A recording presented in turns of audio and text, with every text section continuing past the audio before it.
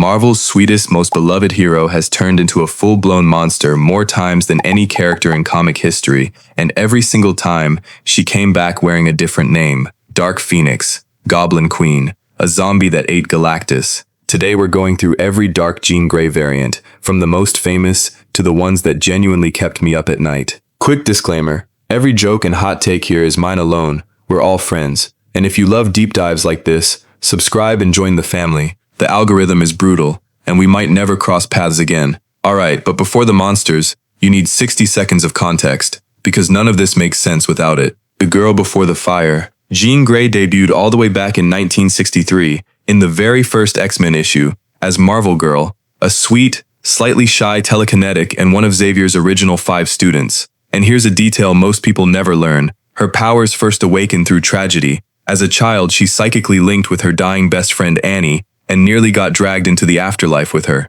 That's her origin. Not a radioactive spider, not a super soldier serum, a little girl holding her friend's hand at the worst possible moment. Years later, Jean sacrificed herself flying a shuttle through a solar storm to save her team, and a cosmic entity called the Phoenix Force answered her dying scream. It copied her body, absorbed a piece of her soul, tucked the real Jean into a healing cocoon at the bottom of a bay, and walked around as her for years. Nobody knew, not the X-Men, not her fiancé, not even the Phoenix itself, which genuinely believed it was Jean. Comics, baby. Keep that cocoon in mind, because it's the key to the biggest debate in this whole video. Now, the variants. We're going from the most familiar face to the one that ends existence itself. Variant 1, the movie Jean. Silent, staring, and terrifying. Let's start with the version most of you met first. X-Men The Last Stand, 2006. And this Jean isn't possessed by some space bird at all. The film rewrote her as a woman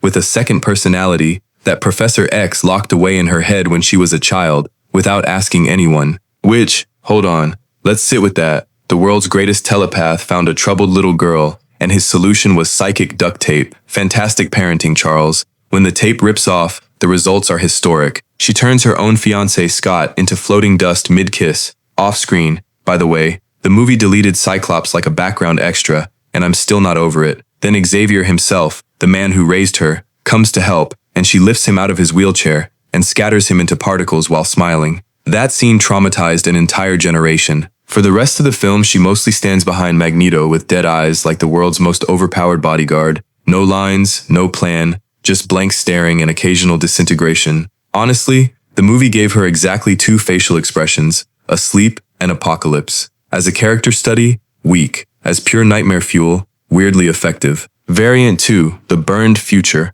Wolverine and the X-Men. Next, an animated version people sleep on hard. The Wolverine and the X-Men cartoon shows a future timeline where the sky is scorched, civilization is rubble, and the reason is Jean. In that future, she never learned control. The Phoenix consumed her completely, and through her body it broke the world. The show frames it as the single greatest disaster in that reality's history. What makes this one hurt is that the entire series is basically a countdown. The heroes keep getting glimpses of that burn tomorrow, desperately trying to stop sweet, kind Jean from becoming the end of everything. Imagine knowing the person you love most is scheduled to end the world, and the clock is already running. That's the whole show, and it's criminally underrated. Quick pause. If you're enjoying this, drop a like, 1 tap, huge help, and tell me in the comments, which Dark Jean did you meet first, the movie or the comics? Curious how the family splits on this. Okay, it gets worse from here. Variant 3, The Goblin Queen, Marvel's most unhinged soap opera. Now for my personal favorite disaster, and technically she's not even Jean, she's worse.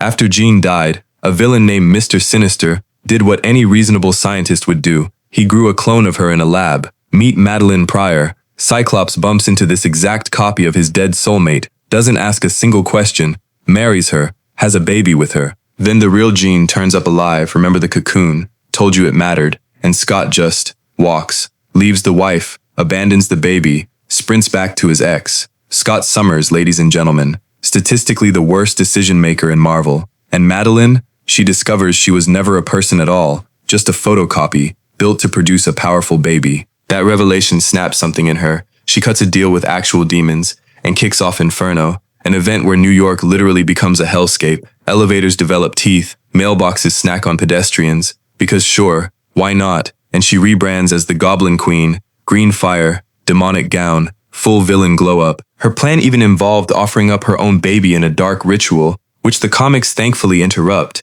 But still, that's the level of unhinged we're dealing with. And if this sounds familiar, X-Men 97 brought Madeline back just recently and broke a brand new generation's heart with her, a clone who only wanted to be real, weaponized by her own grief, genuinely one of Marvel's most tragic villains. And now we cross the line. Everything past this point is the reason you clicked. Variant 4, The Original Sin, Dark Phoenix, 1980. The Dark Phoenix saga, the story every other entry on this list is descended from. The Phoenix wearing Jean's face gets targeted by the Hellfire Club, and an illusionist called Mastermind rewires her perceptions, convincing her she's his 18th century lover. When the brainwashing shatters, all that rage has nowhere to go, and Phoenix becomes Dark Phoenix, same Firebird, but the green costume burns red. She flies into deep space, gets hungry, and eats a star, not poetically, literally drains a sun to refuel. That star goes supernova, and the 5 billion inhabitants of the Dabari system, a peaceful alien race,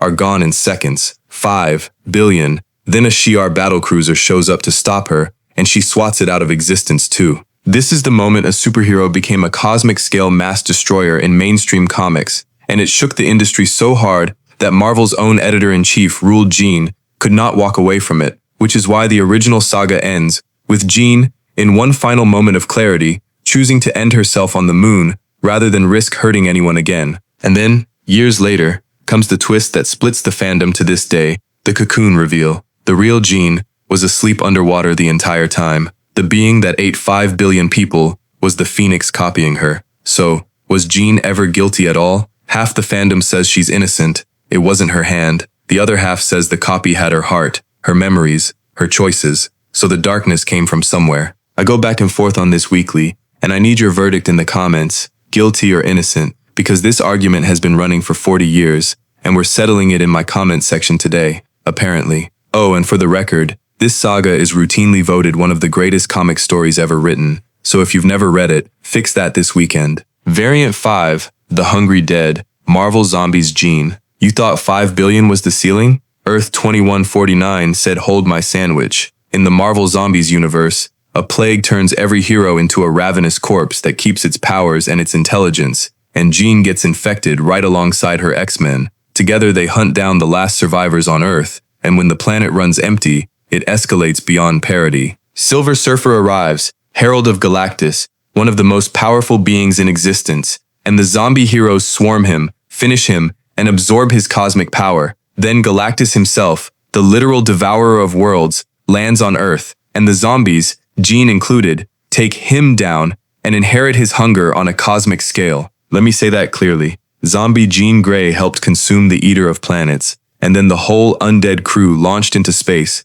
to work through the rest of the universe like a buffet line. It's grotesque, it's absurd, and it's the only version of Jean whose hunger might outscale the Phoenix itself. Variant 6, The End of Everything. What if Phoenix had not died? And here it is, the darkest Jean Grey ever printed. One issue, one question. What if Jean never made that sacrifice on the moon? The answer is a horror story. At first, things look fine. The power seems managed. Everyone relaxes. Then the hunger creeps back in, quiet and patient. And when the X-Men, her family, the people she crossed the galaxy to protect, finally try to stop her, she doesn't hesitate. Wolverine, gone. Storm, Colossus, Nightcrawler, gone. And at the very end, Cyclops, the love of her life, the one voice that always reached her, silenced too. Then the Earth, then the entire solar system. The issue closes on a dead, empty universe with nothing left alive in it, all because one person skipped one sacrifice. Every other variant on this list destroyed something.